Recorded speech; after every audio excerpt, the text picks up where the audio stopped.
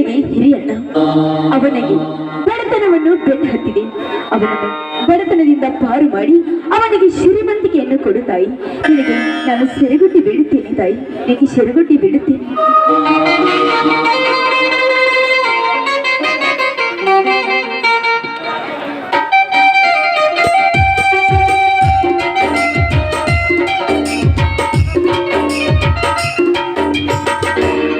ತಂಗಿ ಸುಜಾತ, ನನ್ನ ಆರಾಧ್ಯ ದೇವನಾದ ಶ್ರೀ ಸದ್ಗುರು ಬ್ರಹ್ಮದೇವರಲ್ಲಿ ಭಕ್ತಿಯಿಂದ ಏನೋ ಓರ ಕೇಳ್ತದಂತೆ ಕಾಣ್ತಿದೆ. ಅಣ್ಣ, ಬಡತನ ಅನ್ನೋದು ಎಷ್ಟು ವಿಚಿತ್ರ ನೋಡೋಣ. ದಿನನಿತ್ಯ ಆ ದೇವರನ್ನು ಪೂಜಿಸುವವರಿಗೆ ಬಡತನವನ್ನು ಕೊಡ್ತಾನೆ, ಅದೇ ಆ ದೇವರನ್ನು ನಿಂದಿಸುವವರಿಗೆ ಸಿರಿತನವನ್ನು ಕೊಡ್ತಾನೆ, ಅವರಿಗೆ ಶ್ರೀಮಂತಿಕೆಯಲ್ಲಿ ಅವರ ಸುಪ್ಪತ್ತಿಗೆಯಲ್ಲಿ ಬೆಳೆಯುವಾಗೆ ಮಾಡ್ತಾನೆ. ನೀನು ಚಿಕ್ಕವಳಮ್ಮ, ಇಲ್ಲ ಸಲದ ವಿಚಾರಗಳನ್ನು ನಿನ್ನ ಮನಸ್ಸಿನ ತಿಳ್ಕೊಳ್ಬೇಡಮ್ಮ. ಆ ದೇವ್ರ ನಮ್ಮಿಂದ ಮನುಷ್ಯರನ್ನು ಎಂದಿಗೂ ಕೈ ಬಿಡೋದಲ್ಲ, ಕೈ ಬಿಡೋದಿಲ್ಲ. ನಾಳೆ ನೀನು PUC ಸೈನ್ಸ್ ಅಡ್ಮಿಷನ್ ಮಾಡಿಸಲು ನಿನ್ನೆ ತಾನು ಹಣ ಕೇಳಿದಲ್ಲಮ್ಮ, ತೆಗೆದುಕೊಳ್ಳಮ್ಮ 10,000 ಹಣವನ್ನು. ಅಣ್ಣ, ಇಷ್ಟೊಂದು ಹಣ ಹೇಗೆ ಕೂಡಿಸ್ಕೊಂಡು ಬಂದಿ ಅಣ್ಣ?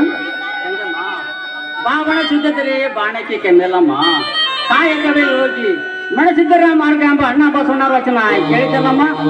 ನಾಳೆಯಿಂದ ನಾನು ಆ ಹನುಮಂತ ಸಾಹೇಬ್ರ ಮೀಡಿನಲ್ಲಿ ಅಮಾಲೆ ಕೆಲಸಕ್ಕೆ ಹೋಗ್ಬೇಕಮ್ಮ. ತಂಗಿ, ನನಗೆ ಅಷ್ಟೇ ಕಷ್ಟಗಳು ಬರಲಿ, ಅದನ್ನು ಸಹಿಸ್ಕೊಂಡು ನಿನ್ನನ್ನು ಕಾಲೇಜಿಗೆ ಕಳಿಸುತ್ತೇನಮ್ಮ. ಅಣ್ಣ, ಈ ನಿನ್ನ ಕರಳು ಬಂಗಾರದ ಹರಳು ಇದ್ದಂತೆ. ಅಣ್ಣ, ನನ್ನ ಕಾಲೇಜಿನ ಸಲುವಾಗಿ ನಿನ್ನ ಜೀವವನ್ನು ಗಂಡ ತೀರ್ ಹಾಗೆ ತಿಂತಾ ಇದೆಯಲ್ಲ ಅಣ್ಣ. ತಂಗಿ, ನನ್ನ ಉಸಿರು ಹಸಿರು ನೀನಾಗಿರುವಾಗ, ನನ್ನ ಜೀವನ ನರನಾಡಿಗೂ ನೀನಾಗಿರುವಾಗ, ನಿನ್ನ ಜೀವನವನ್ನು ಶೃಂಗಾರಗೊಳಿಸೋದು ನನ್ನ ಕರ್ತವ್ಯಮ್ಮ, ನನ್ನ ಕರ್ತವ್ಯ.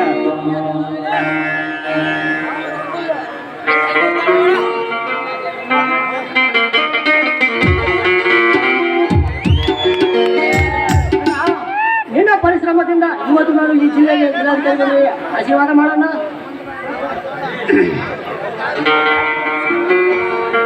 ತಮ್ಮ ಮಾನವಾಶ್ರಮ ಕೇವಲ ಕ್ಷಣಕ, ಆ ದೇವರ ಶ್ರಮನಪ್ಪ ಕೊನೆಯ ತನಕ. ಶ್ರೀ ಸದ್ಗುರು ಬ್ರಹ್ಮ ದೇವರ ದಯದಿಂದ ಹಾಗೂ ನಿನ್ನ ವಿದ್ಯಾಭ್ಯಾಸ ಶ್ರಮದಿಂದ ಇಂದು ನೀನು ದೊಡ್ಡ ಅಧಿಕಾರಿಗೆ ಬಂದಿರುವೆ. ಅಂದಾಗೆ ನಿನ್ನೊಂದಿಗೆ ಬಂದ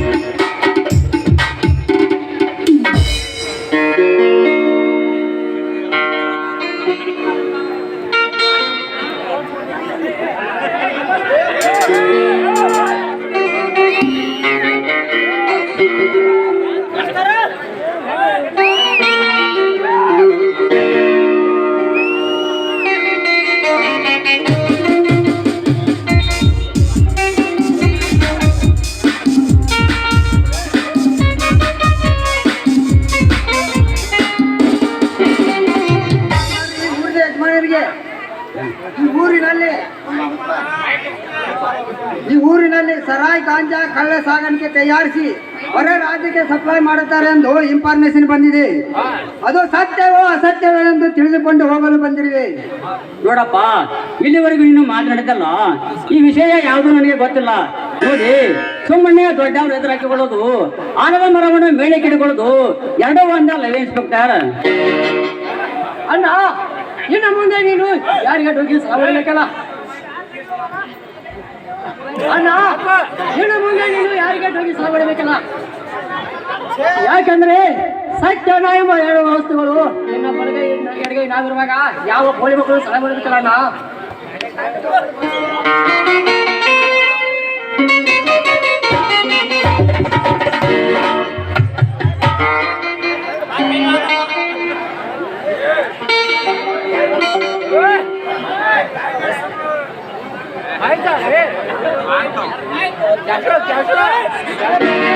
ಕನ್ನಡ ನಾಡಿನಲ್ಲಿ ಮಲಪ್ರಭಾ ತಾಯಿಯ ನೀರನ್ನು ಕುಡಿದು ಉತ್ತರ ಕರ್ನಾಟಕದ ಜೋಳದ ರೊಟ್ಟಿಯನ್ನು ತಿಂದು ಬೆಳೆದಿರುವ ಈ ಕನ್ನಡ ಕಂದ ನಾನು. ಎಲ್ಲಿವರೆಗೂ ಈ ಧರ್ಮದ ಸಮಾಜದಲ್ಲಿ ಅನ್ಯಾಯವನ್ನು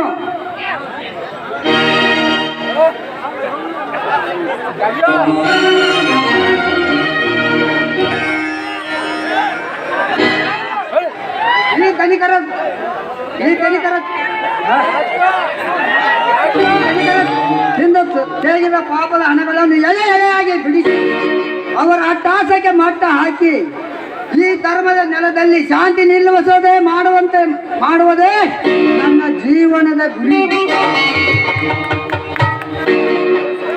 ಮಿಸ್ಟರ್ ಸಾವಂತ್, ನಿನ್ನ ದಕ್ಷ ಅಧಿಕಾರತನಕ್ಕೆ ನನ್ನಿಂದ ಪೂರ್ಣ ಸರ್ಕಾರ ಇದೆ. ಯಾಕೆ ಅಂದರೆ ಈ ಸಮಾಜದಲ್ಲಿ ಗಟ್ಟಿಯಾಗಿ ಬೆಳೆಯುವ ಆ ಕರ್ಮದ ಗಿಡವನ್ನು ಬುಡ ಸಮೇತ ನದಿಗೊಳಿಸುವುದು ತಿಳಿಯುತ್ತೆ.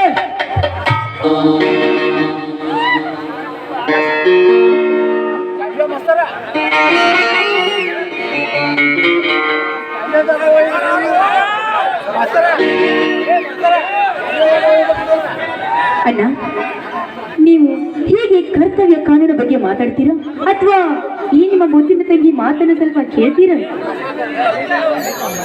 ಹೇಳಮ್ಮ ತಂಗಿ, ನನ್ನ ಜೀವನ ಸೇರಿದ ಕೆಲಸ ನೀನಿರುವಾಗ ನಿನ್ನ ಮಾತಿನಂತೆ ನಡೆದುಕೊಳ್ಳುತ್ತೇನೆ. ಅಣ್ಣ, ನೀನು ಈ ಮನೆಗೆ ದೊಡ್ಡ ಅಧಿಕಾರಿಯಾಗಿ ಬಂದಿದೀಯಾ, ಆದ್ರೆ ಈ ನಿನ್ನ ಮುದ್ದಿನ ತಂಗಿಗೆ ಏನೋ ಗಿಫ್ಟ್ ತಂದಿಲ್ವಾ ಅಣ್ಣ? ಹುಟ್ಟು ಜಾಣ ಮರಿ ತಂಗಿ, ನಿನಗೆ ಗಿಫ್ಟ್ ತರದೆ ಹಾಗೆ ಬರ್ದಮ್ಮ. ಈ ನಿನ್ನ ಅಣ್ಣನು.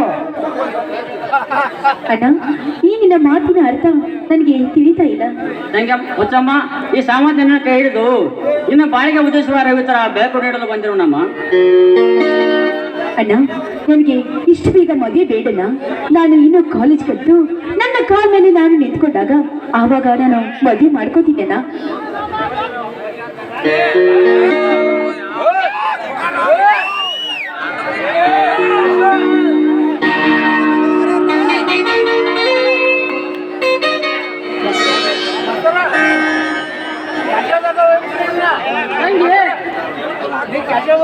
ಹಂಗೆ ಭಾವನಿಸುತ್ತಾರೆ.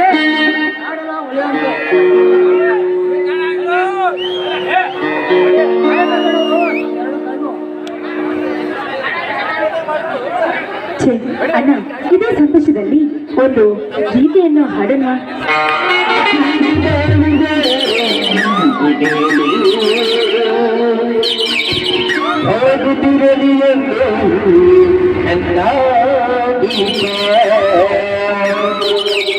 ನಮ್ಮ ಮನೆಯಲ್ಲಿ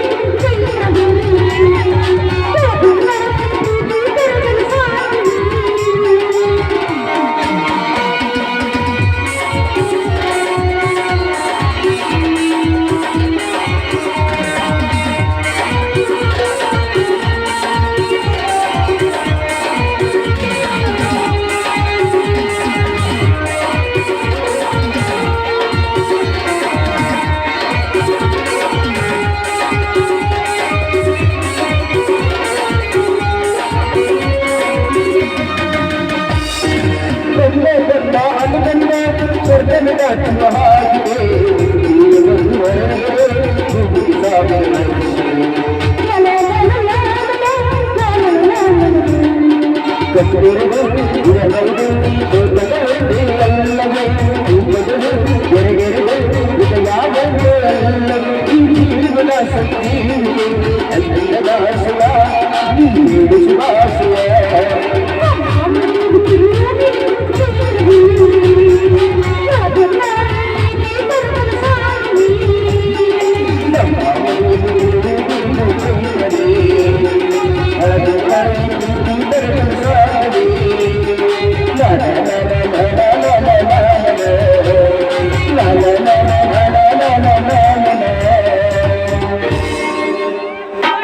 ಬನ್ನಿ ಅಣ್ಣ, ಬಿಸಿ ಬಿಸಿ ಅಡಿಗೆ ಮಾಡಿದ್ದೀನಿ, ಊಟ ಮಾಡುವಿರಂತೆ.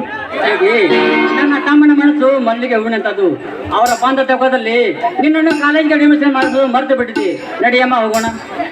ಆಯ್ತು ಬನ್ನಿ ಅಣ್ಣ.